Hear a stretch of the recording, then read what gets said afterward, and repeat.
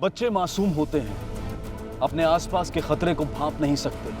5 साल के आदि का जन्मदिन मनाया गया। रात 12 बजे के बाद केक काटा गया और अगले दिन की सुबह गुड मॉर्निंग बर्थडे बॉय।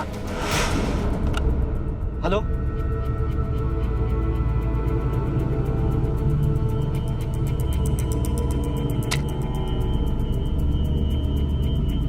बच्चे मासूम होते हैं, अपने आसपास के खतरे को भांप नहीं सकते।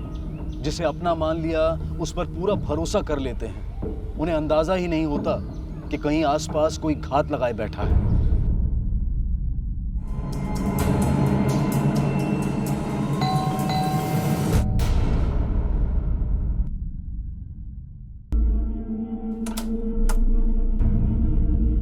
इंस्पेक्टर अंकुश देशपांडे।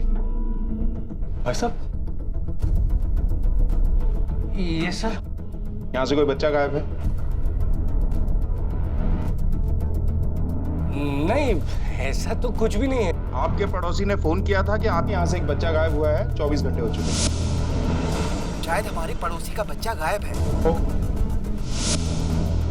सर, किसी ने गलत खबर दी होगी आपको। खबर गलत है या सही, वही पता करने हम यहाँ आए। और अगर ये खबर गलत है तो आपको हमारे अंदर जाने से कोई एतराज नहीं होना चाहिए। एक्सक्यूज मी सर,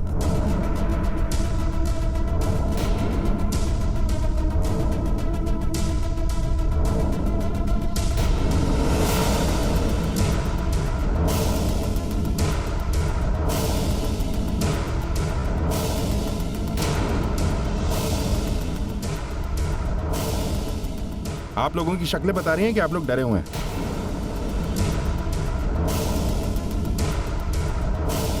देखिए, घबराइए नहीं, हम यहाँ आपकी हेल्प करने के लिए आए हैं। हमसे कुछ मत छिपाइए।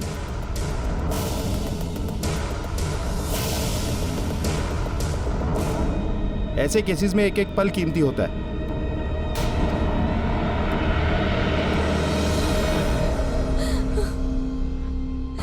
चुप हो जाओ, चुप हो जाओ बेटा।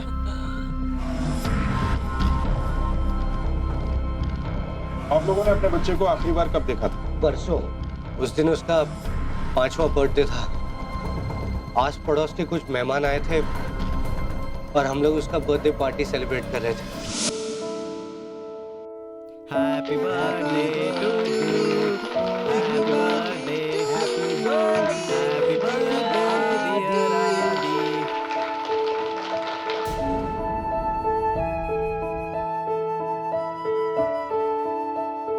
12 बजे के बाद हम आदि को सुलाने ले गए।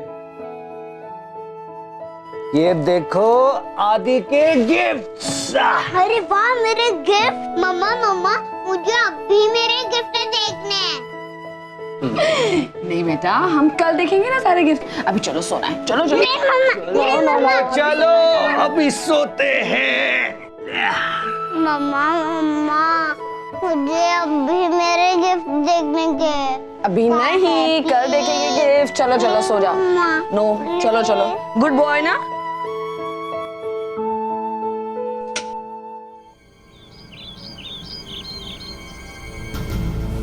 Good morning birthday boy. आदि, आदि, अंदर हो तुम। आदि, ध्रुव, आदि तुम्हारे कमरे में है? नहीं तो क्यों, वो अपने कमरे में नहीं है? नहीं, पता नहीं कहाँ चला गया। आदि, अरे क्या हुआ, क्यों चिल्ला रही हो सुबह सुबह? आदि नहीं मिल रहा, पता नहीं कहाँ चला गया। आदि, क्या हुआ दिव्या? भाभी पता नहीं आदि कहाँ चला गया। अरे अरे यहीं पर बाहर खेल रहा होगा कहीं, मैं देख के आता हूँ। आजा तू मेरे साथ। परेशान मत हो, खेलने गया होगा। हाँ, आपने आदि को कहीं पर देखा है? नहीं तो। तूने देखा क्या आदि को? नहीं नहीं, मैंने नहीं देखा। लेकिन हुआ क्या? पता नहीं, सुबह से उसका कहीं पता नहीं चल रहा है। तू परेशान मत हो, चल मिलकर ढूंढते हैं। चलो चलो। आदि तो बहुत छोटा है, खुद से दरवाजा भी नहीं खोल सकता। कहाँ जाएगा? आ जाएगा वो किसी दोस्त के घर पे चला गया होगा। कल रात को वैसे भी उसका बर्थडे खराब हो गया था ना। मम्मा, अगर किडनैप हुआ होगा। चुप कर राधिका, कुछ भी बोले जा रही है। क्या बकवास कर रही है तू? हाँ, ये सब जो तू फालतू के टीवी शो देखती रहती ना, उसका नतीजा ये कुछ भी बोलती है। हमारे आदि को कोई किडनैप क्यों करेगा? हम करोड़पति थोड़ी ना है। भाभी देखो ना ये क्या बोल रही है। हेलो हेलो, तुम्हारे बच्चे को हमने किडनैप कर लिया है। क्या क्या बकवास कर रहे हैं? क्या बोल रहे हैं आप? दिव्या, कौन बोल रहा है? नहीं कर सकता, अभी देखो ना। क्या हेलो, कौन बोल रहा है?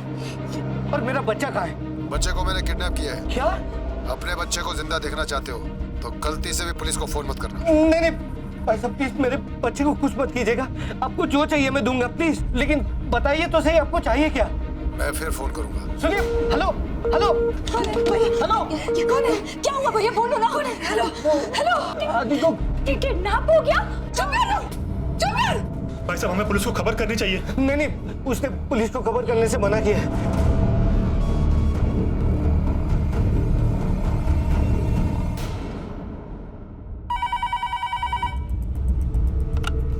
हेलो, अपने बच्चे को देखना है तो जू आ जाओ। तुम हो कौन और चाहते क्या हो? बच्चे को जिंदा देखना है या नहीं? ठीक है, मैं जू आता हूँ, पर आना कहाँ है? हेलो हेलो,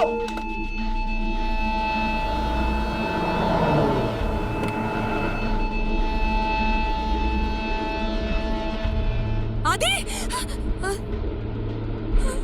नहीं भाई साहब, वो हमको लगा। ओके। आदि को देखो।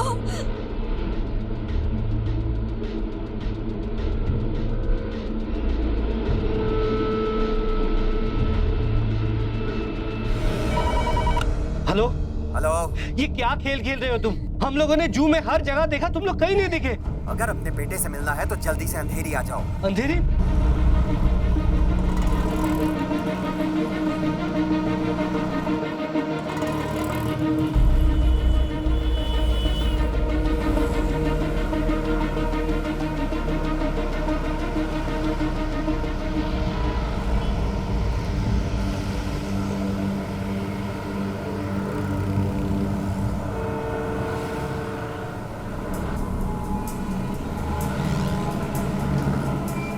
हमने उसे हर जगह देखा लेकिन वो कहीं नहीं मिला।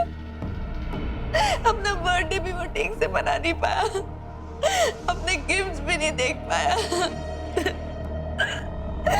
काश कि उस रात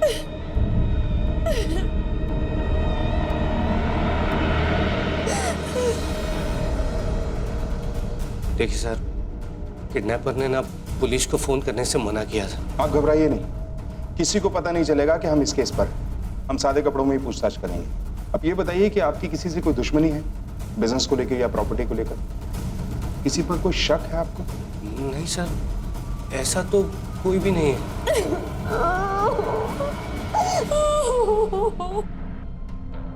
शिंदे सर, इनके लैंडलाइन फोन के रिकॉर्ड्स निकलवाओ। एमटीएनएल को केस की अर्जेंसी बताओ। 1 घंटे में मुझे सारी डिटेल्स चाहिए। बच्चे की जान को खतरा हो सकता है। एक काम करो सर, तब तक इनके फैमिली के बाकी मेंबर से पूछताछ करो। Yes sir. केक कटने के बाद दिव्या आदि को उसके कमरे में ले गई। बस तभी देखा था मैंने, उसके बाद नहीं। सर मैं पार्टी के बाद तुरंत सो गया था, मुझे सुबह कॉलेज जाना था। सर मैं मेहमानों को नीचे छोड़ने गया था और जब वापस लौटा तब तक आदि अपने कमरे में जा चुका था। सब मुझे नहीं पता कि आदि अपने कमरे में कब चला गया, क्योंकि मैं फोन पर थी। आदि कमरे में गया, मैंने किचन की थोड़ी साफ सफाई की और फिर मैं भी सोने चली गई। आप सबके अलावा पार्टी में और कौन कौन लोग थे? बस 4-5 पड़ोसी थे बस। ठीक है शिंदे सर। साहब कल 2 बजे के करीब मेरी आंख लग गई थी। ड्यूटी पे सोते हो? हाँ, क्या सिक्योरिटी दोगे तुम लोगों को? यहाँ सीसीटीवी कैमरास तो होंगे। हाँ साहब। चलो दिखाओ कहाँ है। यहाँ है सर कैमरा। दूसरा कहाँ है? एक कैमरा यहाँ है सर। और कहाँ है? एक सर एंट्रेंस के पास है लेकिन वो खराब है सर। दिखाओ जरा।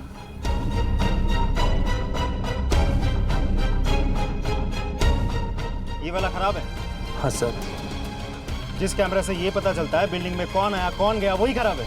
क्या मतलब हुआ फिर कैमरा लगाने का? जाओ काम पे।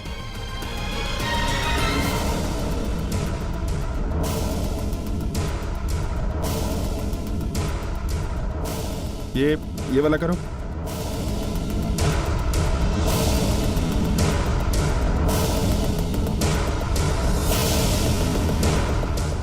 जी मैं पार्टी में था। रात को करीबन 12:15 बजे पार्टी खत्म हुई और मैं घर आ गया। सुबह जब मैंने विनोद को लोगों से आदि के बारे में पूछते हुए सुना तब मुझे पता चला कि आदि गायब है। इनफैक्ट आप लोगों को फ़ोन भी मैंने किया था। आपको विनोद के परिवार के बारे में कभी कुछ अनयूजुअल सा लगा? नहीं साहब, जैसा और लोगों के घरों का माहौल होता है वैसा ही उनका है। बहुत प्यार है उनका आपस में। लड़ाई झगड़े कभी कभार हो ही जाते हैं, जॉइंट फैमिली है ना सर। लेकिन एक बात है, विनोद है बहुत सरल और समझदार। इनफैक्ट उसने अपने बड़े भाई अशोक की डेथ के बाद उसके बेटे को अपने बेटे की तरह पाला है, बल्कि पूरे घर की जिम्मेदारी उसी पे है। आप काम क्या करते हैं? एक छोटी सी फैक्ट्री है सर। पर पार्टी जल्दी ख़त्म कर दी थी उन लोगों ने। पार्टी जैसा कुछ था भी नहीं। एक्चुअल में उस हंगामे के बाद सारा मज़ा किरकिरा हो गया था।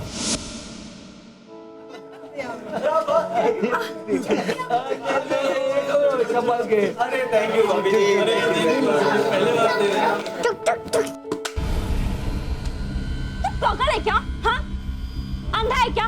दिखता नहीं है तुझे? मेरा फोन गिरा दिया।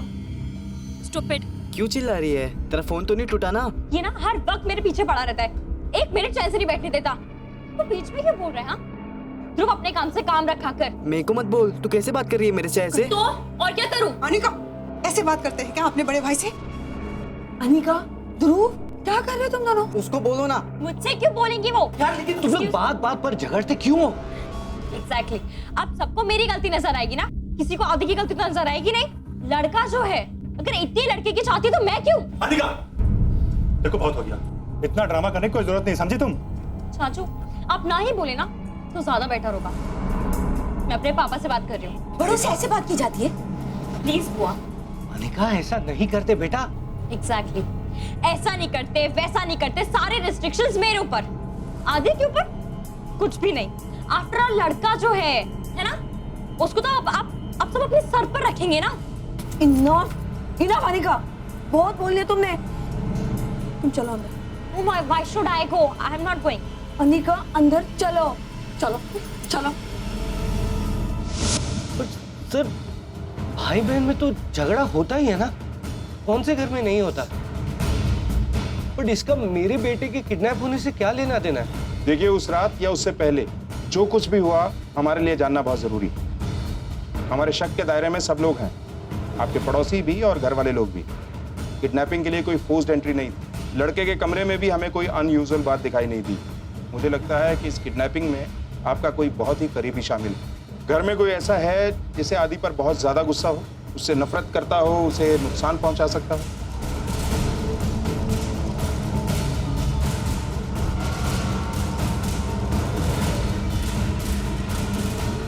विनोद जी, मुझे आप दोनों से अकेले में बात करनी है।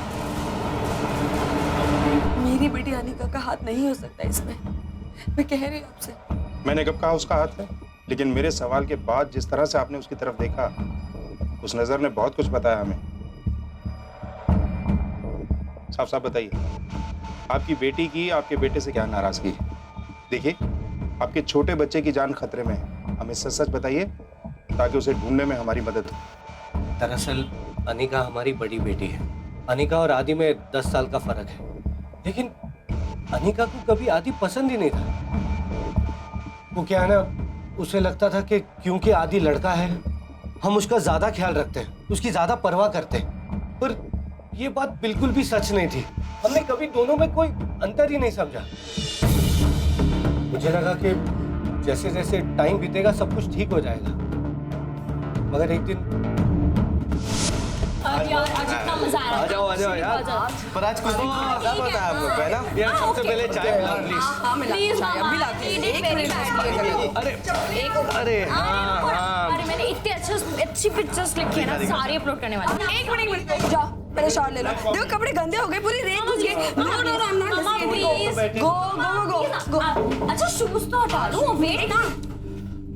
आदि कहाँ? अरे यही होगा आदि। आदि आदि अरे यही होगा, देखो आदि। आदि आदि आदि तुम्हारे साथ था ना? भाभी, मुझे लगा वो आप लोगों के साथ में। अनिका वो तुम्हारे साथ खेल रहा था ना? अनिका, मामा मैंने उसे बोला था कि चाचू की कार में बैठे। मतलब आदि रह गया? हे भगवान, चलो चलो वापस चलो, उसे ढूंढते चलो। एक सेकंड। हेलो, हाँ जी जी, उसका नाम आदि है। ठीक है, हम अभी आ रहे हैं। हमारा आदि एक कांस्टेबल को मिला। वो तो अच्छा था कि हमने आदि को घर का फोन नंबर याद करवाया था। बहुत रो रहा था वो। हमें लगा कि आदि हमसे गलती से पीछे छूट गया है, मगर बाद में उसने रोते रोते बताया कि दीदी ने उसे जानबूझकर वहां पर छोड़ दिया था। तब हमें पता चला कि अनिका आदि से कितनी नफरत करती, लेकिन वो इतनी हद तक नहीं जा सकती। हो सकता है उसने ना किया हो, ये भी हो सकता है कि किसी के साथ मिलकर ये किया हो। जो भी हो, हमें अनिका से बात करनी है। हाँ, आदि पर कभी कभी गुस्सा आता था, पर एक बार उसे बीच पर छोड़ भी आई थी। पर उसके बाद कुछ नहीं सर, मैंने कुछ नहीं किया। और किडनैपिंग सर, मैं किडनैपिंग सोच भी नहीं सकती सर, इतनी बुरी भी नहीं हूँ सर।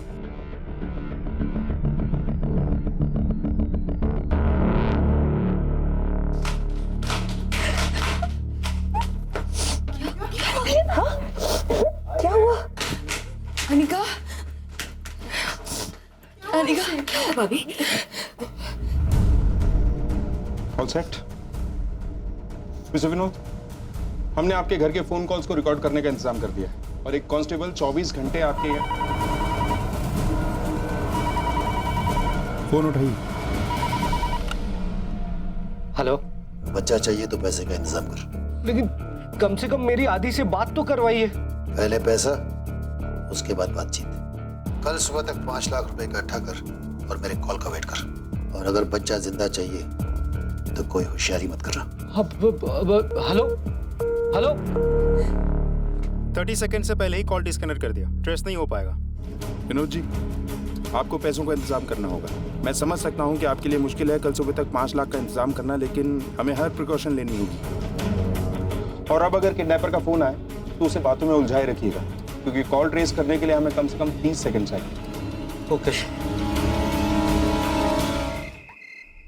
अकाउंट में तो सिर्फ 2 ही लाख रुपए हैं। बाकी के 3 लाख का इंतजाम कैसे करेंगे? मेरे पास ध्रुव के फीस के लिए कुछ पैसे रखे हैं। मामा वो पैसे आप दे दो, आदि की जान से ज्यादा प्यारे थोड़ी है।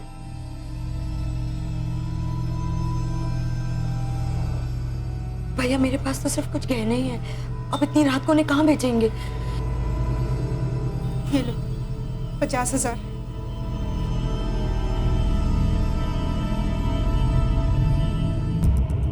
भाई साहब, आप लोग तो जानते ही हैं कि मेरे पास कोई काम भी नहीं है, मैं कहाँ से लाऊंगा इतने सारे पैसे? ठीक है, तो अभी भी सब मिला के सिर्फ 2.5 लाख रुपए बनते हैं। हमें और 2.5 लाख रुपए की जरूरत है। मैं अपने दोस्तों को फोन करता हूँ, शायद उनसे कोई हेल्प मिल जाए।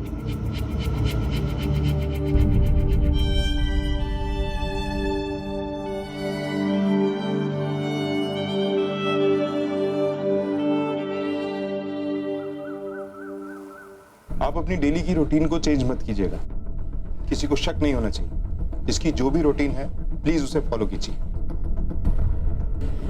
मैं रोज सुबह मंदिर जाती हूँ, भगवान से आज आदि की लंबी उम्र के लिए दुआ करूंगी।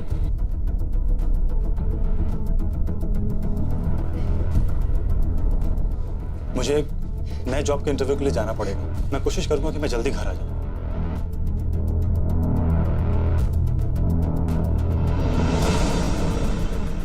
अनिका, बेटा तुम कॉलेज जाओ। सर, मैंने पैसों का इंतजाम कर लिया है, बस अब उसके कॉल का इंतजार है। अब की बार अगर कॉल आए तो 30 सेकंड से पहले कॉल को डिस्कनेक्ट करने मत दीजिएगा। बातें करते रहिए उसके साथ, क्योंकि हमें कॉल ट्रेस करने के लिए कम से कम 30 सेकंड का समय चाहिए। अब उससे पूछिएगा कि आप अपने बेटे से बात करना चाहते हैं। कुछ भी इंतजाम करने से पहले आपको ये इत्मीनान हो जाना चाहिए कि वो सुरक्षित भी है या नहीं।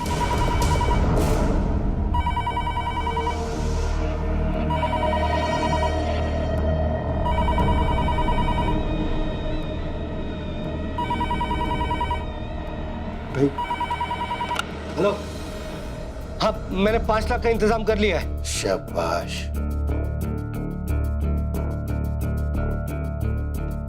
अब पैसे का बैग उठाओ और 1 मिनट, पहले मुझे अपने बेटे की आवाज सुननी है। चुपचाप सुन। क्या करना है और क्या नहीं करना है ये मैं तय करूंगा।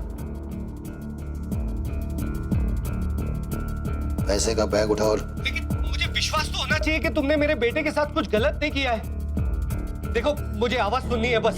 ये तू नहीं कह रहा है, तेरे पीछे खड़ी पुलिस बोल रही है। इसकी कीमत चुकानी पड़ेगी तुझे। अरे हेलो हेलो हेलो, क्या हुआ?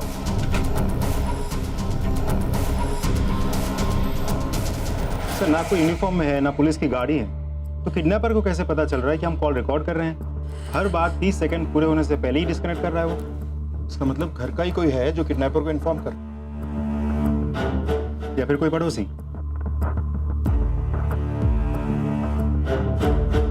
सर, मैंने आप लोगों से पहले ही कहा था ना कि आप लोग बीच में मत पड़िए। विनोद जी, भरोसा रखिए हम पे, हम जल्दी उसे पकड़ लेंगे। शिंदे, वो कॉल रिकॉर्ड्स जल्दी मंगवाओ, पता करो वो नंबर किसका था और कहां से आया था। इससे पहले 3 कॉल के रिकॉर्ड्स आते ही होंगे। हेलो हेलो, कौन बोल रहा है? हेलो, सुनिए, आपको जो चाहिए ले लो, मेरा आदि लौटा दो मुझे प्लीज, मेरा बच्चा लौटा दो मुझे प्लीज। घर के बाहर आ जाओ, एक तोहफा तुम्हारा इंतजार कर रहा है।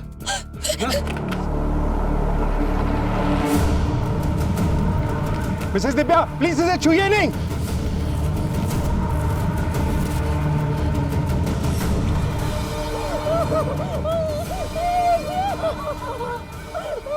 शिंदे सर, आसपास लोगों से पता करो, शायद किसी ने उस आदमी को ये बॉक्स रखते हुए देखा।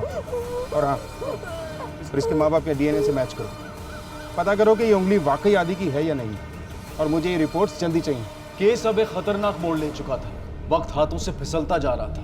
किडनैपर ने बच्चे की एक उंगली काट कर तोहफे के तौर पर भेजी थी, लेकिन क्या वो वाकई आदि की थी?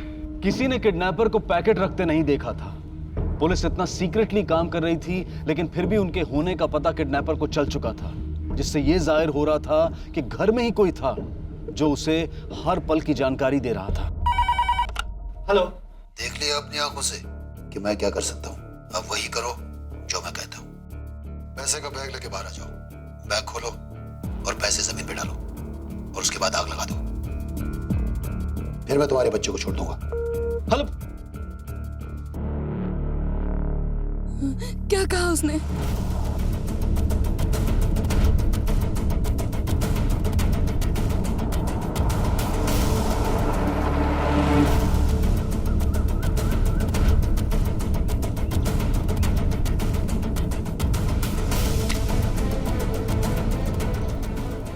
मिस्टर विनोद, रुक जाइए, रुक जाइए, ये क्या कर रहे हैं आप? विनोद जी, हट जाइए, क्या कर रहे हैं आप? सर मुझे करने दीजिए, मेरे बच्चे का सवाल है, प्लीज।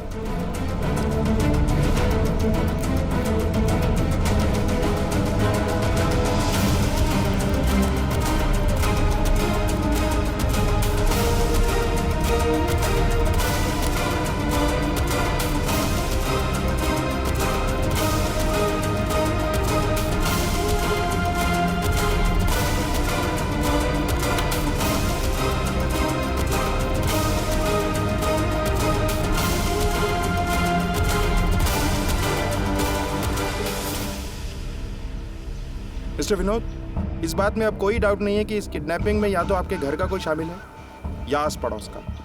एक काम कीजिए, आप लोगों को जिन पर भी शक हो उन लोगों के नाम की एक लिस्ट बना के हमें दीजिए। किडनैपर का मोटिव हमें पता चलना चाहिए। ये तो जाहिर है कि उसने ये किडनैपिंग पैसे के लिए नहीं की, कोई पर्सनल एंगल है। मैं जानता हूँ आपके लिए थोड़ा मुश्किल होगा, लेकिन आपके बच्चे की जान बचाने के लिए हमारे लिए यह करना जरूरी है। किसी पे भरोसा मत कीजिए, अच्छी तरह से सोच समझ के सबके नाम की लिस्ट दीजिए। हो गई लिस्ट? हाँ। किस किस पर शक करें? सब पर? ठीक है, सारी डिटेल्स ऑफिस में भेजो, मैं बाद में बात करता हूँ। सर, ये रही वो लिस्ट, लेकिन मुझे नहीं लगता है कि मेरा कोई अपना ऐसा कर सकता है, जबकि मेरी तो किसी के साथ दुश्मनी भी नहीं है। तो भला कोई क्यों मेरे बेटे को किडनैप करके उसकी... मिस्टर विनोद, जो बहुत करीब होते हैं ना, वही ठीक से नजर नहीं आते। हाँ।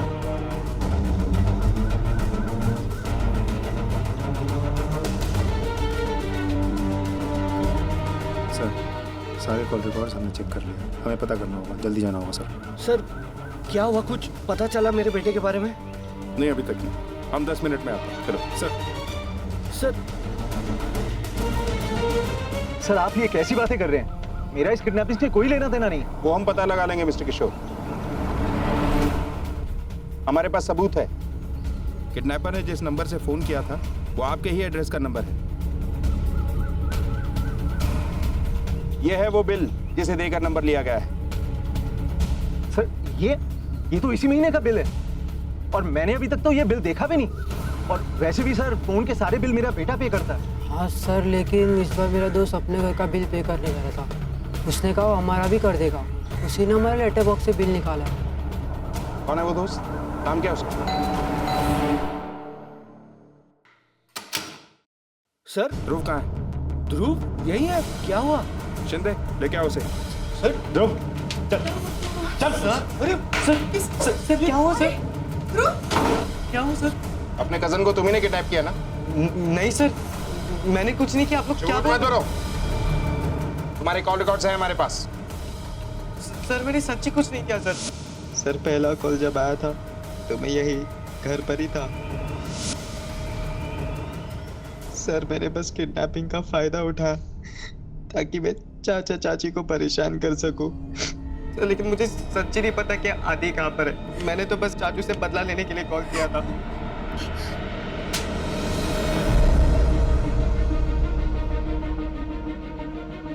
ऐसा हमने क्या किया था ध्रुव जो तुम हमसे बदला लेना चाहते थे? बताओ ध्रुव, क्या किया था हमने? ऐसा तूने क्यों किया बेटा? तेरी मत मारी गई थी? अब कल तेरी खास जाने गई थी क्या?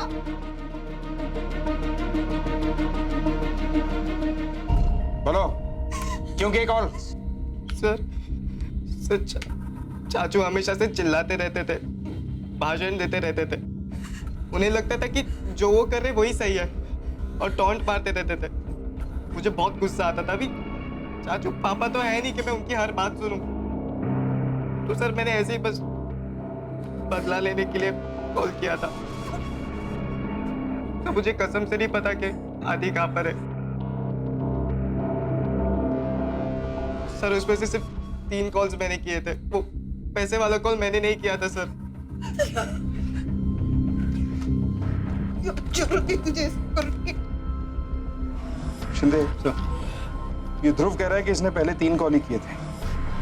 ये नंबर किसका है? दहीसर से आया है। पता करो ये किसके नाम है और इसका एड्रेस क्या है। Yes sir. और इसे लेके चलो पुलिस स्टेशन। चलो।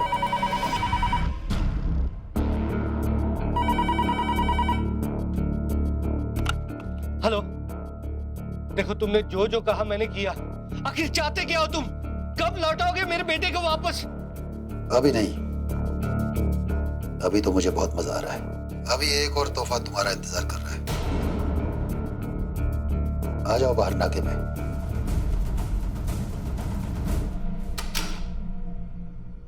सर, जिस नंबर से किडनैपर ने कॉल किया है वो नंबर और एड्रेस दोनों ही फेक है। किसी और के नाम पे फोन नंबर लिया हुआ है। बच्चे की उंगली की डीएनए रिपोर्ट भी आ चुकी है। आदित्य की ही उंगली है सर। और बच्चे के कान की रिपोर्ट? सर उसकी रिपोर्ट आनी बाकी है। इसके घर वालों को खबर कर दी? Yes sir. आखिर वो कौन है जिसने बच्चे को किडनैप किया है और अब कान काट कर भेजा? है तो कोई घर वाला ही। वो विनोद ने जो सस्पेक्ट की लिस्ट भेजी थी उनकी हिस्ट्री चेक कर। सर अनिका हो सकती? नहीं सर, मुझे नहीं लगता इतनी बड़ी प्लानिंग उसने की होगी। पूछताछ के दौरान भी काफी हर्ट हुई थी। ये नहीं है तो फिर कौन हो सकता है? सर ध्रुव, उसके पास मोटिव तो है लेकिन उसमें इतनी भी हिम्मत नहीं होगी क्योंकि रैंसम कॉल्स भी ध्रुव ने नहीं किया था।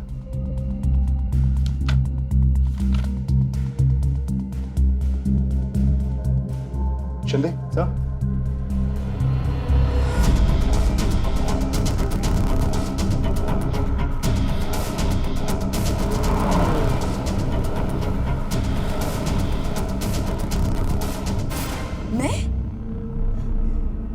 मैं क्यों करूंगी ये सब? कुछ साल पहले तुम्हारे बेटे की मौत हुई थी। आदि की उम्र का था वो।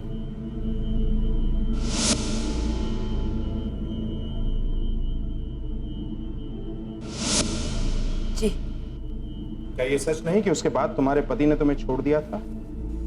जी, आप सही कह रहे हैं। पर एक बच्चे के जाने का गम मुझसे ज्यादा कौन समझ सकता है? पर आपको ऐसा क्यों लगता है कि मैं अपने भाई के साथ ऐसा करूंगी? हाँ? भैया देखो क्या बोल रहे हैं, आपको भी ऐसा लगता है? मेरी तो समझ में ही नहीं आ रहा है कि मैं किस पे भरोसा करूं और किस पे ना करूं। मुझे सिर्फ मेरा आदि चाहिए बस। देखो, मैं जानता हूं कि तुम्हारे मन में गुस्सा है कि मैं तुम्हारे बच्चे को बचाने में तुम्हारी मदद नहीं कर पाया, मगर ये गुस्सा अब तक है। 3 साल बाद भी ये बात मुझे पता नहीं थी। भैया, जब आपको ऐसा लगता है तो मेरे पास तो कुछ बोलने के लिए राय ही नहीं। मुझे लगता है मुझे यहाँ से चले जाना चाहिए। फिलहाल आप कहीं नहीं जा सकती। क्या मतलब है आपका? आप मुझ पे शक कर रहे हैं? मुझ पे? आप उस आदमी पे शक क्यों नहीं करते जिसने मुझे इस हालत में यहाँ छोड़ दिया? कौन आदमी?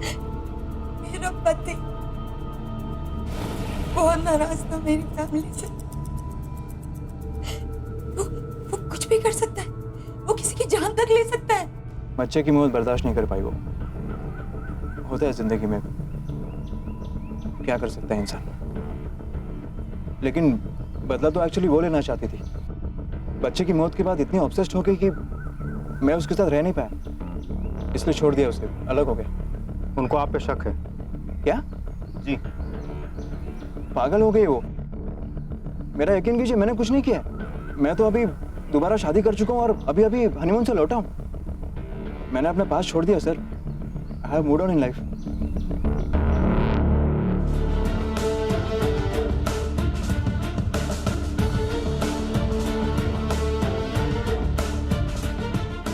कोई तो है जो इसका साथ दे रहा है। पता करो ये नंबर किसका है और इसकी लोकेशन क्या है।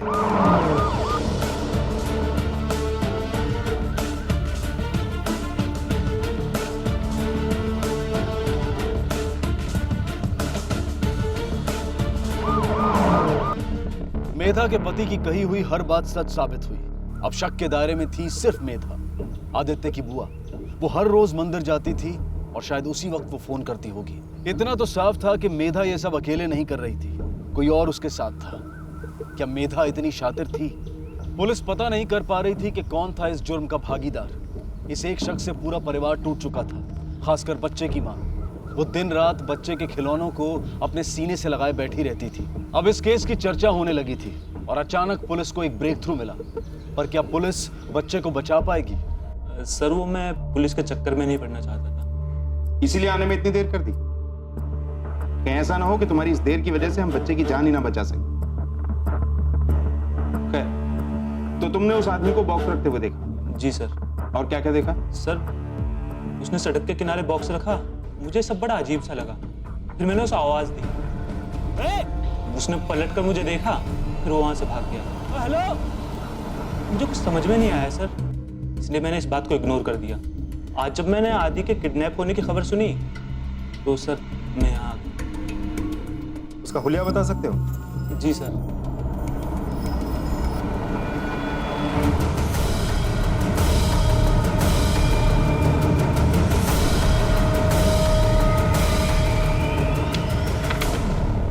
शिंदे सर, इस स्केच को उस एरिया में सर्कुलेट करवाओ जहां से फोन आया था। Yes sir. Sir, report. Sir, लड़के के दूसरे बॉडी पार्ट की रिपोर्ट।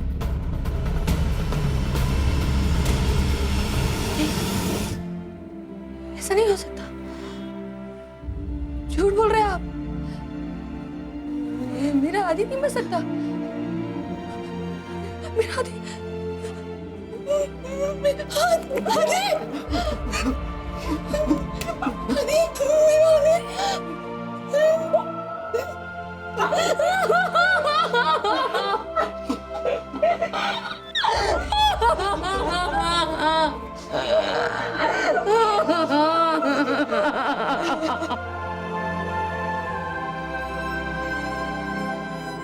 आई एम सॉरी, लेकिन सच यही है कि दूसरे पार्सल में जो कान आया वो एक मरे हुए बच्चे का है।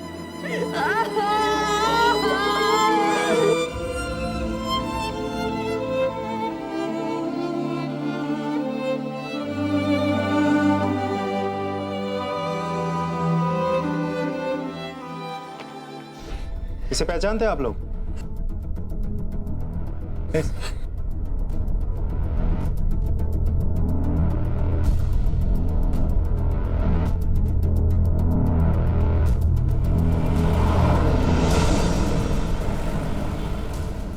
सुनो जरा, एक मिनट।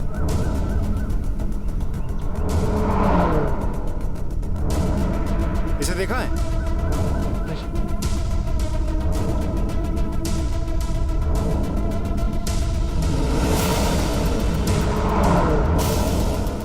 इसे पहचानते हो?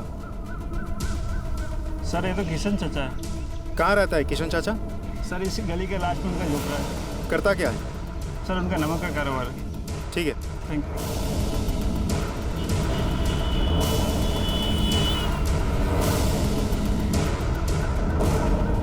सर उस आदमी का पता मिल गया। सर इस शख्स का नमक का कारोबार है और जो पार्सल्स फैमिली को आए थे उसमें मेन नमक का पार्टी दोस्त थे। Okay sir.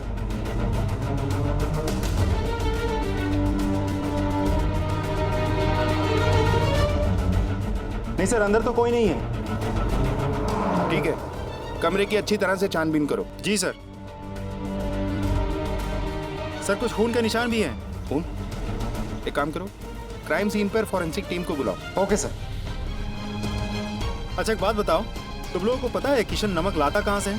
नायगांव से लाता था। नायगांव कहाँ? नायगांव में इसके गोदाम में नमक का धंधा करता था।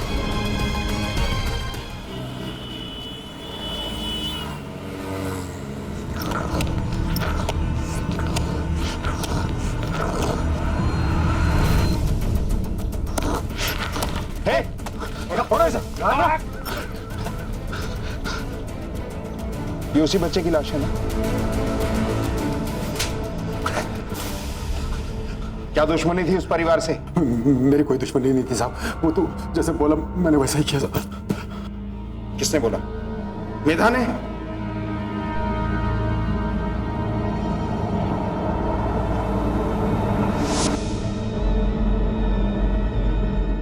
मामा, एक आप ही हैं जो मेरा दर्द समझ सकते हैं।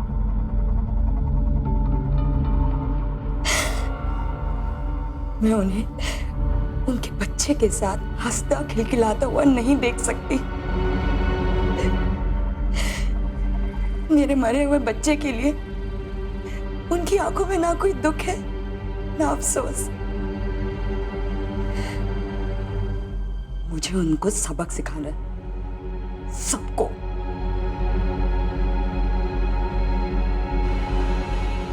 बदले में आपको जो भी चाहिए आपको मिलेगा।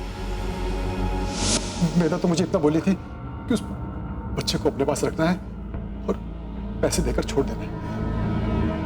मुझे भी लगा कि वो शायद उस परिवार को सबक सिखाना चाहती है, दुख देना चाहती है।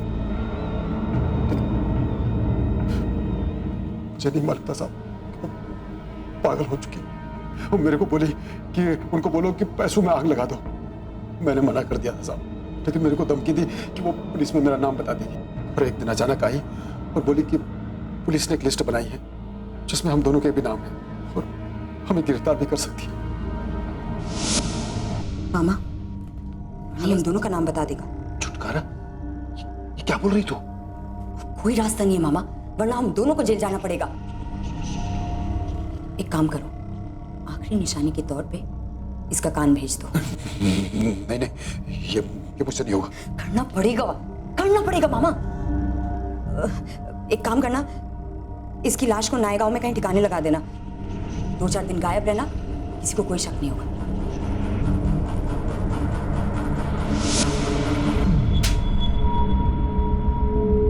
क्यों मारा मेरे बच्चे को? क्यों मारा मेरे बच्चे को? क्या बिगाड़ा था मेरे बच्चे ने तुम्हारा?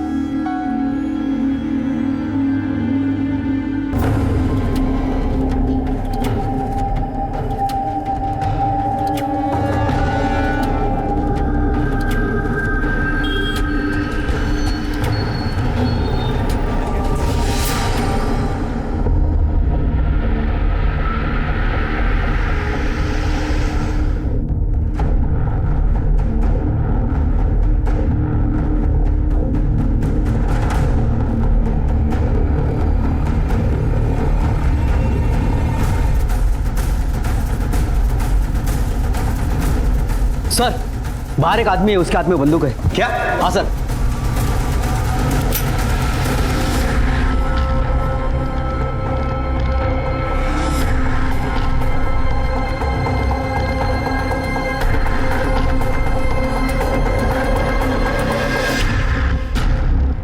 मैंने मेरी पोती को गोली मार दी है।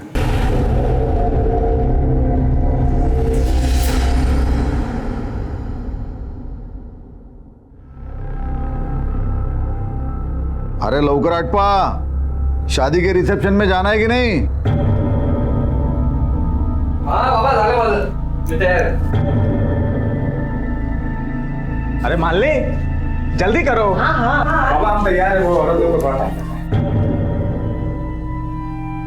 से ले लो। ठीक है, तो बेटियों को क्यों तैयार किया? बाहर के माहौल में खराब करना है इनको?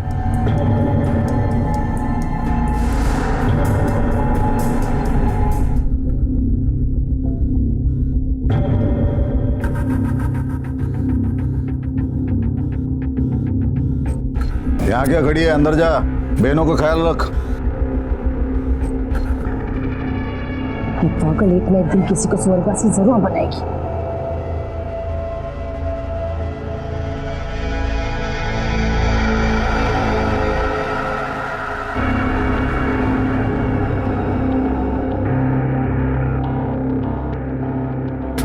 तू सुबह तक खड़ी रहेगी ना तो भी तेरा बाप नहीं आने वाला है।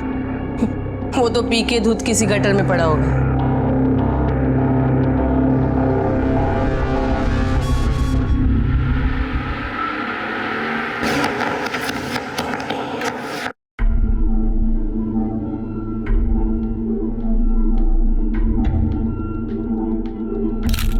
नमस्ते तानाजी भाऊ.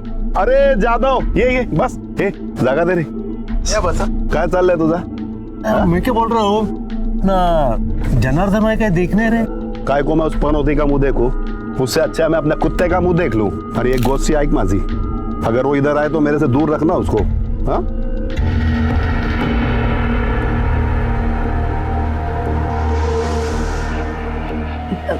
बाबा अभी तक घर नहीं आए. ओफ स्टू. गुड्डी ऐसे नहीं कर. साक्षी, मैं बाबा को ढूंढने जा रही हूँ. तुम सभी लोग घर पे रहना और कहीं जाना नहीं. गुड्डी का ध्यान रखना.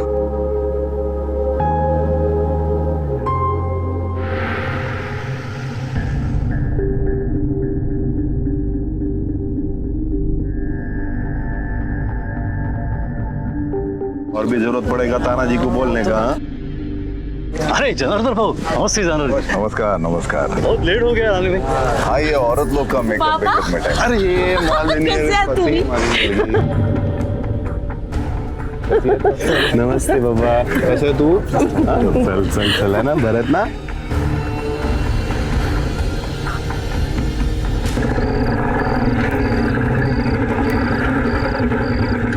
अरे भाई प्रताप जी को देखा कहाँ? हाँ उधर फेंके पड़े.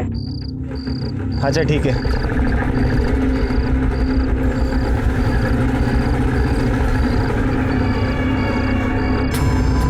बाबा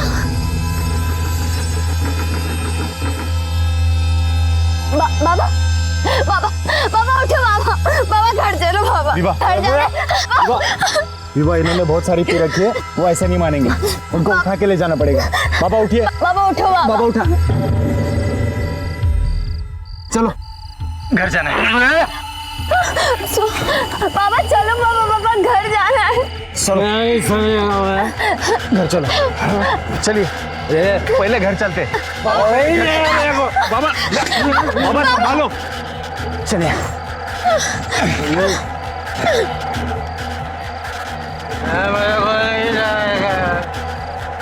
हाँ काका बोला मेरे को नहीं जाएगा.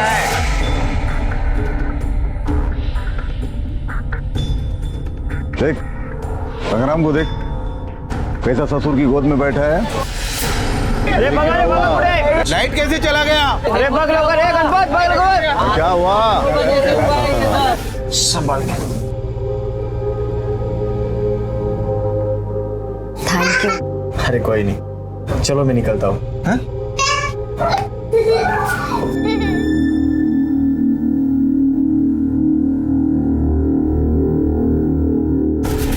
मारा तुमने उसे? 1 घंटा पहले? हाँ, इसी बंदूक से मारा विभावरी को। 2 गोली उसके सीने में उतार दी। क्यों मारा उसे? सटक गई थी मेरी। सटक गई थी मतलब? मतलब कुछ नहीं, सटक गई मतलब सटक गई। घर पे उसकी डेड बॉडी पड़ी है, उसे उठवा लो।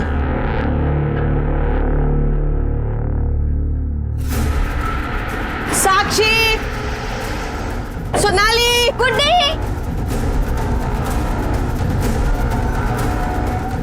बाबा कहाँ है लड़कियां? कुठेत मुली? बाबा तीनों लड़कियां कहीं दिख नहीं रही। ये दोनों कौन है? मैडम, मैं इनकी बड़ी बहू। मेरी दोनों बेटियां गायब है। मैडम मेरी बेटी भी कहीं दिख नहीं रही है और वो कमरे में खून पड़ा है।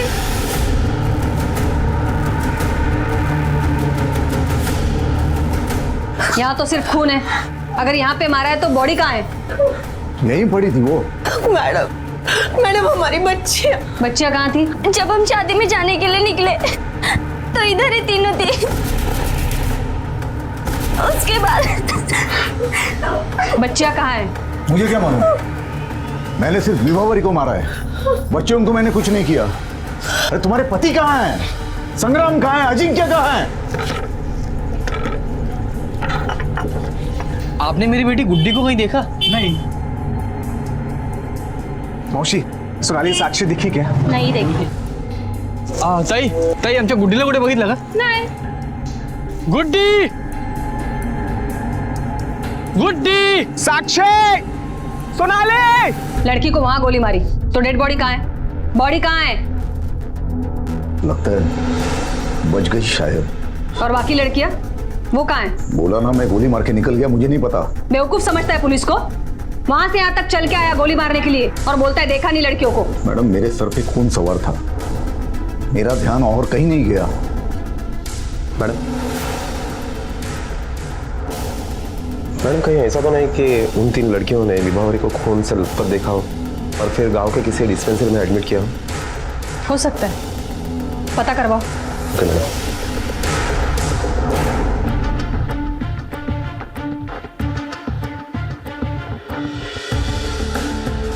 मैडम, गांव के सभी डिस्पेंसरी में हमने चेक किया, विभावरी का कहीं भी पता नहीं चला। पवार, बच्चियाँ काफी छोटी है तो उनके लिए ये विभावरी को उठा के डिस्पेंसरी लेके जाना मुश्किल है, पर फिर भी सवाल तो वही रहता है, बॉडी कहाँ है और ये बच्चियाँ कहाँ हैं? अब चुप भी हो जाओ, मिल जाएगी। अरे तीनों इतनी छोटी है, कहाँ जाएंगी? खेलते खेलते कहीं दूर चली गई होंगी। तुम मत रो। सब तुम्हारे बाप की वजह से हुआ है। पता नहीं क्या समझता है अपने आप को। मैडम, मैं उसे मार के यहाँ से निकला, मुझे मालूम नहीं उसके बाद वो कहाँ गई। तुम्हें मालूम सब है, बताना नहीं चाहते हो क्योंकि तुमने उसे मारा ही नहीं है, किसी और का इल्जाम अपने सर ले रहे हो। मैं ऐसा क्यों करूंगा? चल ठीक है, मान लिया तुमने उसे मारा है, वजह क्या थी मारने की? क्यों मारा? तुम्हारे घर से पुलिस स्टेशन आने के लिए 10 मिनट लगते हैं और तुम्हें पूरा 1 घंटा लगा। क्यों? 8:30 बजे तुम निकले, 9:30 बजे तुम हमारे पास पहुंचे। 10 मिनट पुलिस स्टेशन आने के, बाकी के 50 मिनट कहाँ थे? देखिए मैडम, मारकर मैं यहाँ से निकल गई, फिर बाहर वहां पर थोड़ी देर बैठा, सोचता रहा अब क्या करूं। ये भी सोचा कि खुद को भी मार लूं, लेकिन बहुत कोशिश करने के बाद भी मैं अपने आप को नहीं खत्म कर पाया। तावड़े, पुलिस स्टेशन लेके चलो उसको। Yes madam. पवारिया में घुमा रहा है, पुलिस स्टेशन आने में इसने 1 घंटा लगा दिया क्योंकि उस 1 घंटे के बीच में इसे वो 3 लड़कियों को और बॉडी को ठिकाने लगाना था, क्योंकि उन 3 लड़कियों ने इसे विभावरी का खून करते हुए देख लिया था। मैडम, लेकिन इसे लड़कियों को गायब करके क्या फायदा मिलेगा? आणि तो त्याचा गुन्हा पण कबूल करतोय। पवार, उसके मकसद को समझो। उसने कबूल करने के बावजूद भी हम उसे नहीं पकड़ सकते, मर्डर का केस रजिस्टर नहीं कर सकते उसके नाम पर क्योंकि बॉडी नहीं है हमारे पास। 3 जिंदा लड़कियों को और 1 डेड बॉडी को ठिकाने लगाना किसी एक आदमी का काम नहीं है। मुझे लगता है इसके साथ और भी कोई तो शामिल है। इन सबकी गाड़ियां चेक करो। Okay madam.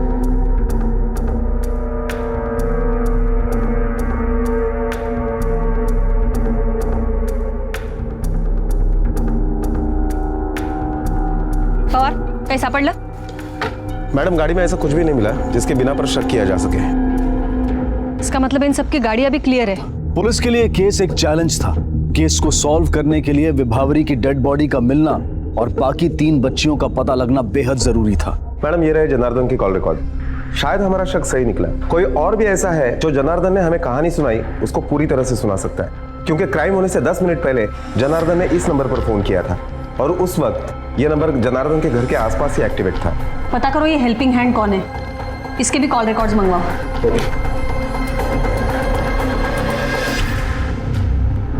ये सोपान कौन है जिसको तूने घर से निकलने के 10 मिनट पहले फोन किया था? ऊंचा सुनता है क्या? तुझे समझ में नहीं आ रहा है? तू लॉकअप में है। ठीक है, अभी मुंह मत खोल। अब हम पता करवाएंगे कि ये सोपान कौन है और तुझे बताएंगे।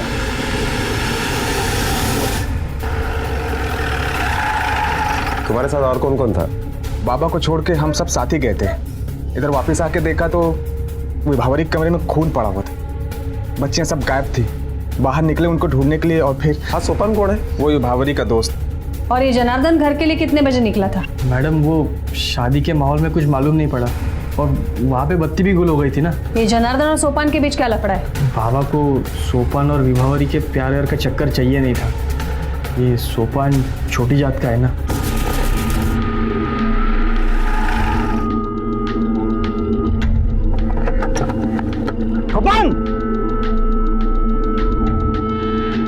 सोपान! मैडम पूरा घर विभावरी को समझा रहा था कि वो सोपान का साथ छोड़ दे, पर वो किसी की बात नहीं सुनी। मैडम सोपान गायब है, बहुत जगह पे ढूंढा, कहीं नहीं मिला।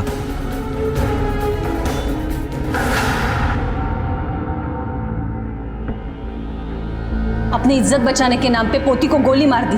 जब तक मैं जिंदा हूँ अपने खानदान की इज्जत मिट्टी में नहीं मिलने दूंगा मैं। चलिए बात तो समझ में आई, पोती को क्यों मारा? सोपान को क्यों फोन किया था? उसे अकल सिखाने के लिए। अकल सिखाने के लिए कि धमकाने के लिए? वो आप जो भी समझो, लेकिन सच बात तो ये है कि उसी की वजह से ये खून खराबा हुआ है। खोटा बोलत नहीं है मी, चाहिए तो पूरे गांव से पूछ लो। जो भी किया है छाती ठोक के खुद से आपको आके बताया है। अब तक तो तूने एक खून कबूल किया है जिसकी अब तक बॉडी भी नहीं मिली। बाकी तीनों पोतियां कहाँ है तेरी? और वो सोपान भी गायब है, मार दिया क्या उसे भी? अगर उसे मारता तो वो भी छाती चौड़ी करके आपको आके बताता था। हमारा संविधान समाज के हर व्यक्ति को, चाहे वो स्त्री हो या पुरुष, जाति और धर्म के भेदभाव को नकारते हुए बराबरी का हक देता है। लेकिन इसके बावजूद आज भी न जाने कितने लोगों के मन में रूढ़िवादी सोच अपनी जड़ें बनाए हुए है। आज भी बहुत से लोगों के घरों में न तो नारी के लिए कोई सम्मान है और ना ही एक दूसरे के लिए बराबरी की भावना। ऐसे लोग धर्म और जात को इंसानियत से बड़ा मानते हैं। अपनी ऐसी सोच पर उन्हें घमंड भी है और अपने इसी घमंड के लिए वो कुछ भी कर सकते हैं। किसी लड़की पर कोई भी इल्जाम लगाकर उसे मौत के घाट उतारा जा सकता है। मैडम सोपान के भी कॉल रिकॉर्ड आ गए हैं और इस कॉल रिकॉर्ड के मुताबिक जनार्दन सोपान का मालिक नहीं था, बल्कि सोपान और ही किसी के छत्र छाया में था। किसकी? जनार्दन की बहू मालिनी। मालिनी और सोपान के बीच में अक्सर बातें हुआ करती थी, बल्कि कत्ल के दिन भी मालिनी ने सोपान को कॉल किया था। ये सोपान का चक्कर अगर विभावरी से चल रहा था तो मालिनी से इतनी बात क्यों करता था? पवार फैमिली से पहले पड़ोसियों से पूछताछ करो कि माजरा क्या है। क्या बोले साहब, मालिनी तानाजी शिंदे की लड़की है, बाप जैसी अकड़ है उसमें। कुछ दिन पहले इनमें बहुत दोस्ती हुआ करती थी, जमीन के वजह से इनमें आपस में झगड़ा होने की वजह से तनातनी चल रही है। अभी तो जनार्दन के बेटे के साथ शादी हुई ना, बेटी तो अपने सगे बाप की ही साइड लेगी। और इसी बात से उन दोनों में झगड़ा हुआ करता था। ये जमीन पहले भी मेरी थी, अभी भी है और आगे भी रहेगी, समझा? तो ये तेरा लोफर गिरा मेरे ऊपर नहीं चलेगा, समझा?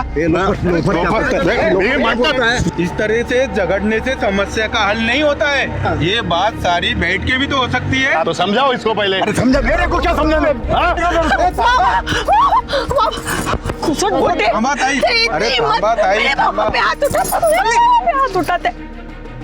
ये जनार्दन है ना, मेरे को आते जाते धमकी देता था हर वक्त, कुछ भी पन बोलता था वो किसके भी सामने। तभी मेरे को समझा कि इसके नाक में नकेल डालना पड़ेगा, नहीं तो ये जंगली सांड मेरे को जीने नहीं देगा, परेशान करता ही रहेगा। ऐसा ही मेरा बेटे को भी कुछ भी पन सुनाता था वो, एकदम दुखी करके रखा था, आप ये समझिए। तो सुखी होने के लिए क्या किया तुमने फिर? स्वपन मेरा आदमी था,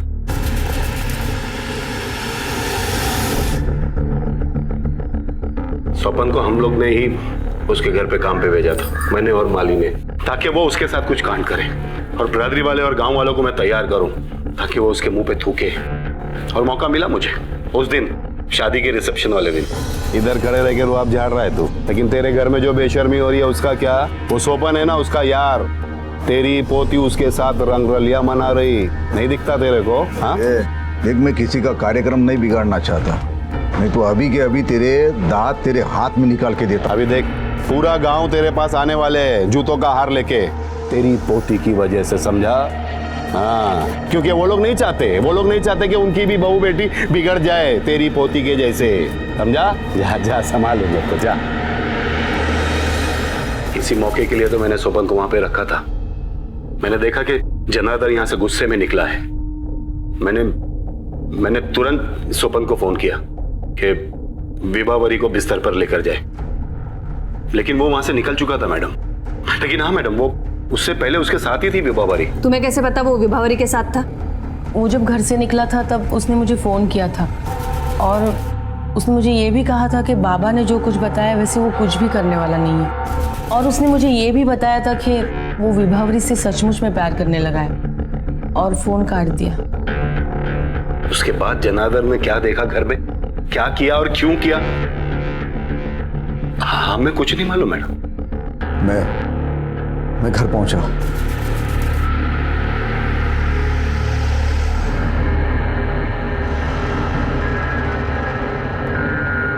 विभावरी के कमरे में जाके देखा तो वो कमीज की बटन लगा रही थी,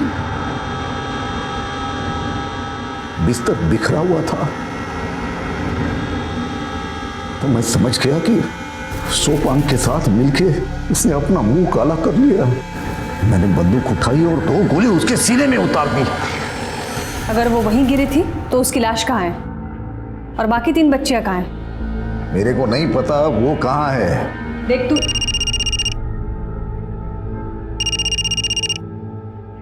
हेलो,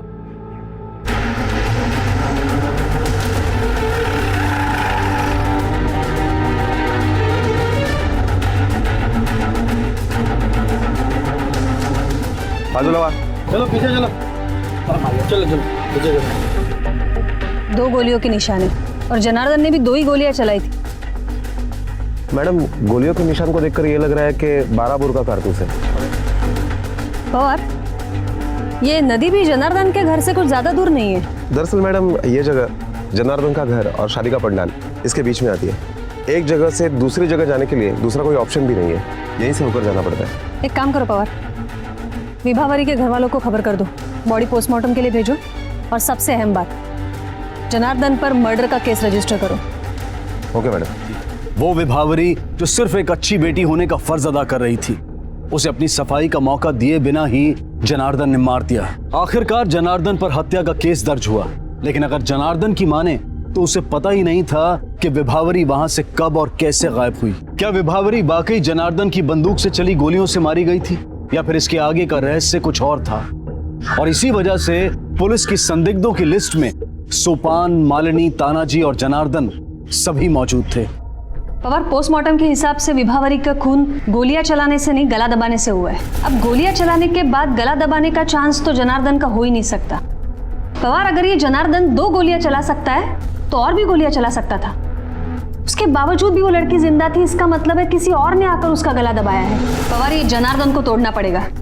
ये हमें पूरा सच नहीं, आधा सच बता रहा है।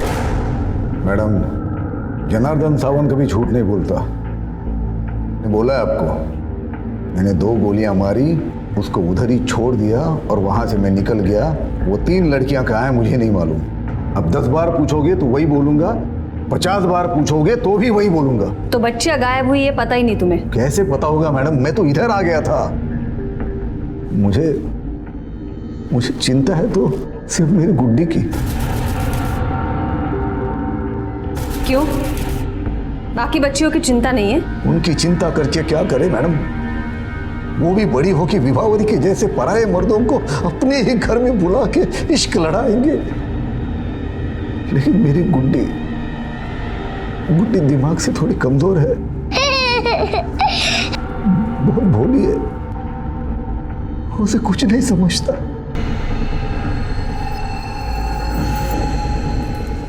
मकसद हो सकता है इस इंसान का? सोपान भी हो सकता है, क्योंकि मालिनी के मुताबिक वो विभावरी से प्यार करने लगा था, हमेशा उसकी मदद करता था। मौका देखकर उसने मदद की कीमत मांगी होगी और विभावरी ने उसको झटक दिया होगा, इसलिए गुस्से में आकर वापस आया होगा और विभावरी का गला दबाया होगा। और ऐसा करते वक्त उन 3 लड़कियों ने उसे देखा होगा और इसीलिए उसने लड़कियों को गायब कर दिया। बिल्कुल हो सकता है। ये सोपान का कुछ पता चला? कहाँ है वो? थम गाड़ी साइड ला मानता हूँ सर, गलती मेरी, लेकिन अभी सर गाडी साईड ला लाव. सर घरचा माणूस आहे सर. साईड ला लाव. किती माणसं आहेत? कमांडर काय झालं? माणसं बघा चेपून चेपून भरली साहेब. सर आगे से नहीं भरूंगा सर, गलती हो गई सर.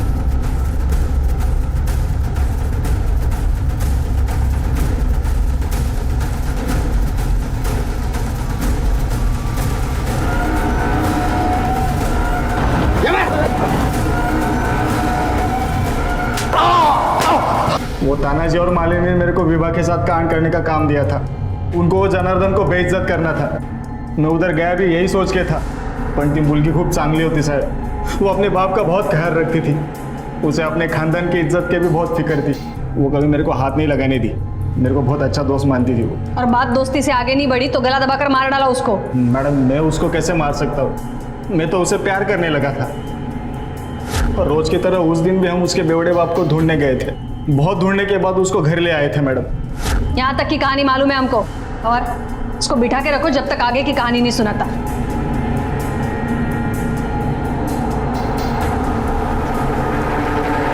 और ये विभावरी का बाप प्रताप, इसकी क्या खोज खबर है? 1 नंबर का बेवड़ा है मैडम, 24 घंटे दारू के नशे में रहता है। उस दिन भी घर के बाहर खटिया पर दारू पी के धुत था।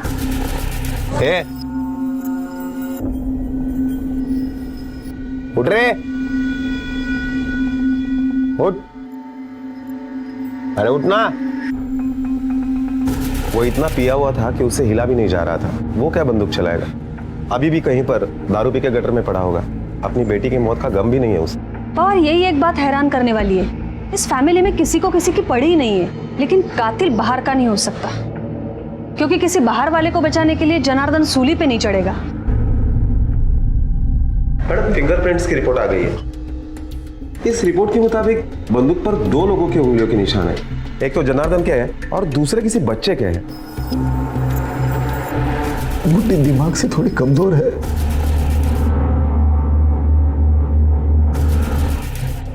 ये भी हो सकता है कि गुड्डी ने अपने पागलपन में विभावरी पर गोलियां चला दी हो और जनार्दन ने उसे बचाने के लिए दोनों बच्चियों को मारकर इल्जाम अपने सर ले लिया हो। अच्छा पवार, ये शादी का वीडियो देखा तुमने? जनार्दन कब तक है वहां पे? मैडम वीडियो से ज्यादा कुछ पता नहीं चल पाया, क्योंकि लाइट जाने की वजह से वीडियो शूटिंग नहीं हो पाई थी। और लाइट आने के बाद जो फोटो निकाले गए उसमें ज्यादातर दूल्हा और दुल्हन ही थे। इसका मतलब हमारे पास कोई सबूत नहीं है कि वो वहां से 8:15 या 8:20 के बीच निकला था। पवार, ऐसे 2 लोग हैं जो जनार्दन को इस काम में मदद कर सकते हैं, जो गुड्डी से बेहद प्यार करते हैं, और वो दोनों हैं उसके माँ बाप अजिंक्य और सुचित्रा। मालिनी, ये काहीतरी खाऊन गे।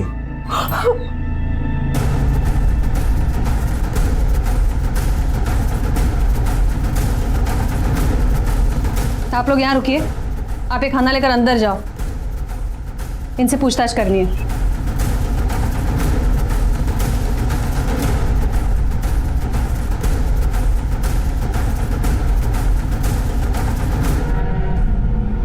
तुम्हारी बेटी गुड्डी उसी दुनाली बंदूक से खेलती थी जिससे विभावरी का खून हुआ?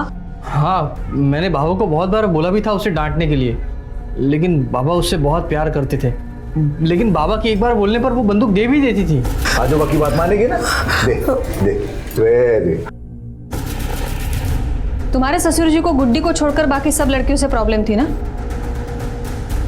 और तुम्हें? मुझे क्यों प्रॉब्लम होगी? आणि तुला? क्या बात कर रही है मैडम? सगळ्या माझ्या मुलीसारखेच होते, मैं सबको बराबर प्यार करता था।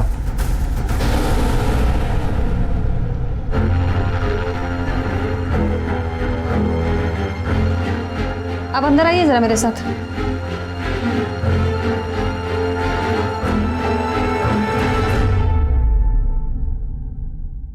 डरिए मत, देखने दीजिए। किसने मारा इतना बेरहमी से? बोलिए, डरिए मत, कहिए किसने मारा है? गुड्डी के पापा ने। इसी तरह जानवर के जैसे हमेशा पीटते हैं। औरत को समझते ही नहीं। किती वेळा विचार आला मनात कि अपनी जान ले लूं, लेकिन मेरे जाने के बाद मेरी गुड्डी का क्या होगा, कौन देखेगा, ये सोचकर रुक गई। देखिए आप शांत रहिए, रोइए मत। बाहर क्यों नहीं आना? घरेलू हिंसा अपराध है, पता है ना तुझे? मैडम पति पत्नी के बीच में तो ये बातें होती ही रहती हैं। ये सब बड़ा चढ़ा के बोल रही हैं आपको। औरत का तो काम है राई का पहाड़ बनाना। देख तो हमें। एक मिनट मैम। हेलो, हाँ ठीक है, हम पहुंच रहे हैं। मैडम और एक लड़की का पता चल गया है।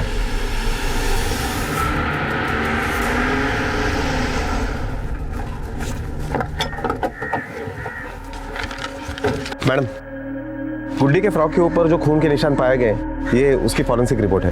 मैडम इस फॉरेंसिक रिपोर्ट से यह पता चलता है कि गुड्डी के फ्रॉक के ऊपर एक नहीं 3 लोगों के खून के निशान है। गुड्डी अभी हमें बताओ, तुमने विभावरी ताई को मारते हुए किसको देखा था? याद है? याद है?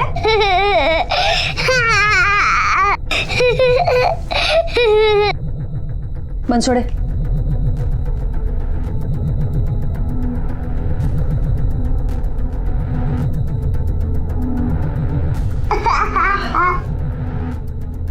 लावा हमें दे दो।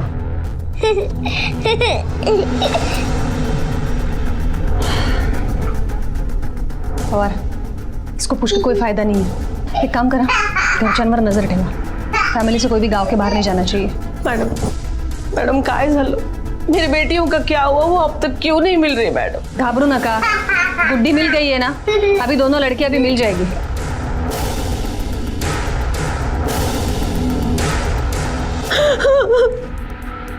ये विभावरी की डेड बॉडी हमें नदी के पास मिली। हो सकता है उन दोनों लड़कियों को भी उसी नदी में बहा दिया गया हो। पवार एक काम करा, ये नदी के साइड में जितने भी पुलिस स्टेशन हैं, उन सब में साक्षी और सोनाली का लापता होने का और मर्डर होने का अलर्ट भिजवा दो। Okay madam. उस घर में ऐसा कौन है जिसको विभावरी से इतनी नफरत है? कहीं कातिल उसका अपना बाप प्रताप तो नहीं है? लेकिन मैडम वो उसे किस रंजिश में मारेगा? क्योंकि उस दिन तो उसकी हालत दारू पी के धुन था यही ना। और हो सकता है वो हमसे झूठ बोल रहा हो, नाटक कर रहा हो। वो अपनी बेटी से नहीं, बाकी लड़कियों से शायद नफरत करता हो। नफरत किस वजह से है ये तो वो खुद ही हमें बताएगा। देखो कहाँ पी के पड़ा है, उठा के लेके आओ उसको।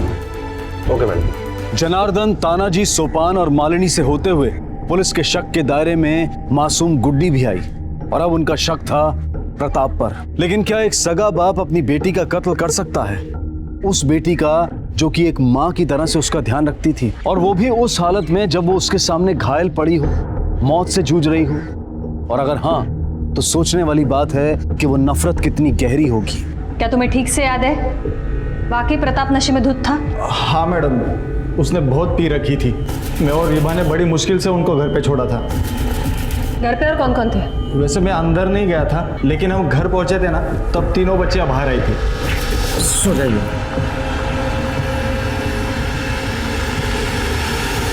लेकिन ये बात भी सच थी कि विभा अपने बाप से बहुत प्यार करती थी। वो जितना उस पर मरती थी, उसका बाप उससे उल्टा था, उसे बहुत गालियां बकता था। वो बेचारी तो उसकी देखभाल भी जबान बंद करके करती थी, ताकि उसे पता ना चले कि ये विभा है और वो गालियां ना बके।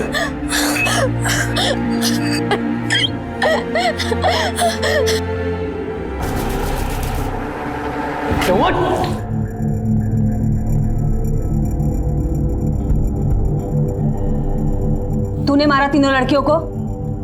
बोल। मालूम नहीं मेरे को कुछ नहीं पड़ता मैडम। हाँ, उस दिन वो सोपन और विवाह मेरे को घर लेकर आई और उधर वो बार में सुलाया मेरे को। ये आया था उधर शायद। उधरे अब वो कुछ तो बात कर रहे थे मैडम, मुझे अपन पिया हुआ था। अब वो घर से कब निकला अपने को पता नहीं। ए उठ, कहाँ लेके गया था तीनों लड़कियों को? कहाँ लेके गया? किसको? किधर लेके गया? किधर? तुझे पता है विभावरी मर गई है, खून हो गया उसका।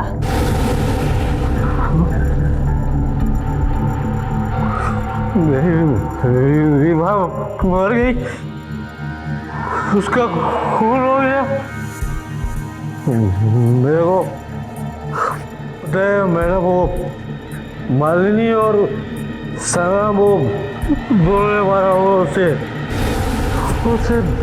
बहुत परेशान करते हैं, बहुत परेशान।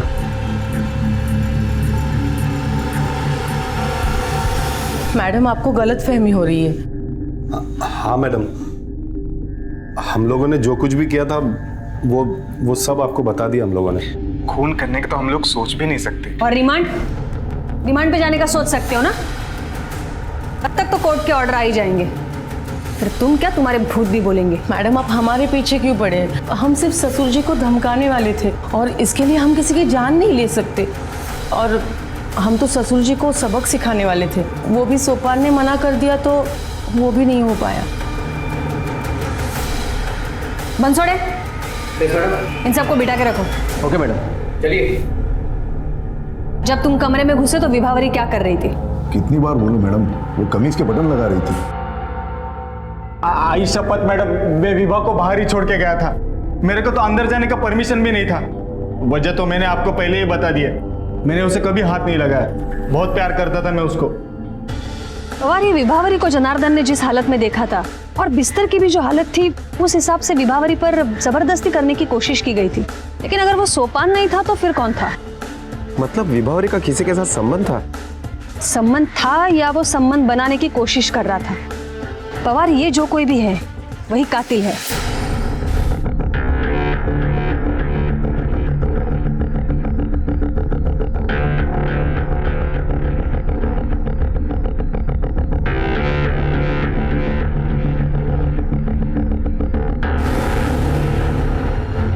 वो उस लड़की के पीछे पड़े थे, अपने ही घर में खुद को कैसे कैसे बचाती फिरती थी।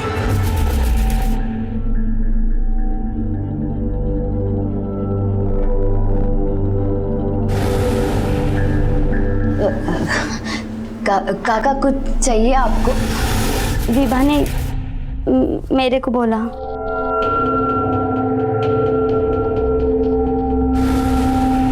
बात इतनी बढ़ गई थी कि ससुर जी तक को मालूम पड़ा, पर उन्होंने उनको डांटा नहीं, बल्कि विभा को ही डांटा। खोटा बोलता है, खोटा बोलता है। तेरा काका तेरे पे डोरे डालता है? तू खुद अपने काका पे डोरे डालती है और उल्टा बोलती है। मुझे अच्छे से मालूम है तेरा चरित्र क्या है।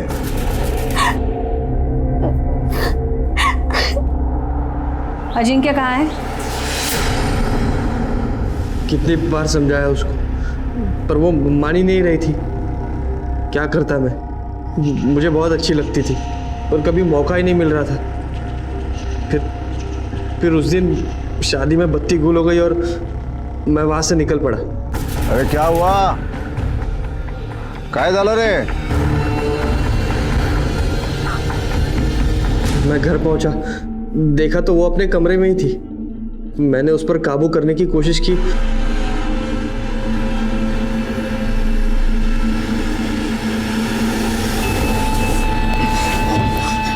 काका आप क्या?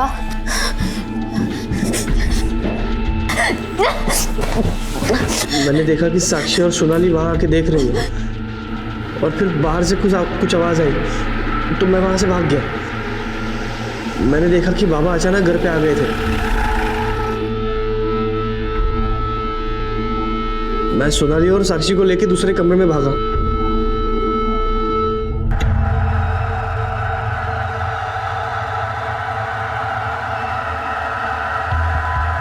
बाबा बंदूक लेके विवाहरी के कमरे में गए तो मैं चुप के वहीं से देख रहा था। विवाह! मैंने देखा कि बाबा ने विभावरी को गोली मार दी थी। गुड्डी विभावरी के लाश को लिपट के हंस रही थी। मुझे पता ही नहीं चला कि गुड्डी कब आके गाड़ी में बैठी थी। लेकिन मुझे उससे कोई डर नहीं था क्योंकि मुझसे कुछ समझ में ही नहीं आ रहा था। साक्षी और सोनाली को लेके मैं नदी की तरफ गया, फिर मैं गाड़ी लेके आगे निकला और विभावरी की लाश को वहीं जंगल में फेंक दिया। गुड्डी के कपड़ों पे तीनों के खून के निशान थे, इसलिए मुझे उसे जंगल में ही छोड़ना पड़ा। फिर मैं नदी में नहा के रिसेप्शन के कपड़े पहन के फिर रिसेप्शन में पहुंच गया। तुम जैसे समाज के ठेकेदार अपनी बहू बेटियों पर बुरी नजर रखते हैं और दूसरों को जीने का सलीका सिखाते हैं। तेरे लिए अच्छा इंतजाम है बेटा, इधर चल तेरा ट्रेनिंग शुरू करते हैं। घेऊन जायला। अजिंक्य जैसे लोगों को परिभाषित करने के लिए वहशी, दरिंदे, ये सभी शब्द बहुत छोटे हैं। विभावरी की बेचारगी पर आंखें नम हो जाती हैं, जो अपने ही घर में पराई थी, असुरक्षित थी और मारी गई। सोनाली और साक्षी की डेड बॉडी पुलिस ने उसी नदी से लगभग 200 मीटर की दूरी पर बरामद की। जनार्दन को विभावरी पर अटेम्प्ट ऑफ मर्डर के जुर्म में और अजिंक्य को सेक्सुअल हैरेसमेंट और विभावरी, सोनाली और साक्षी के कत्ल के जुर्म में गिरफ्तार किया गया है। हम उम्मीद करते हैं कि उसे कड़ी से कड़ी सजा होगी। हिंदुस्तान के न जाने कितने घरों में एक विभावरी हो सकती है। क्राइम पेट्रोल के माध्यम से हमारी उनसे गुजारिश है कि अगर आपका परिवार आपकी मदद नहीं कर रहा तो आप हिम्मत ना हारें, पुलिस के पास जाएं, वो आपकी मदद जरूर करेगी और हर मुमकिन कोशिश करेगी आपको उस नर्क से निकालने की। अब मैं अनूप सोनी आपसे विदा लेता हूं, फिर मुलाकात होगी अगले एपिसोड में एक और चौंका देने वाले केस के साथ। तब तक अपना और अपने परिवार का ख्याल रखें और देखते रहें क्राइम पेट्रोल डायल 100। सबक एक को सीख हम सबको। जय हिंद। क्राइम पेट्रोल के और भी दिलचस्प कहानी देखने के लिए हमारे चैनल को सब्सक्राइब करें और बेल आइकॉन दबाना न भूलें।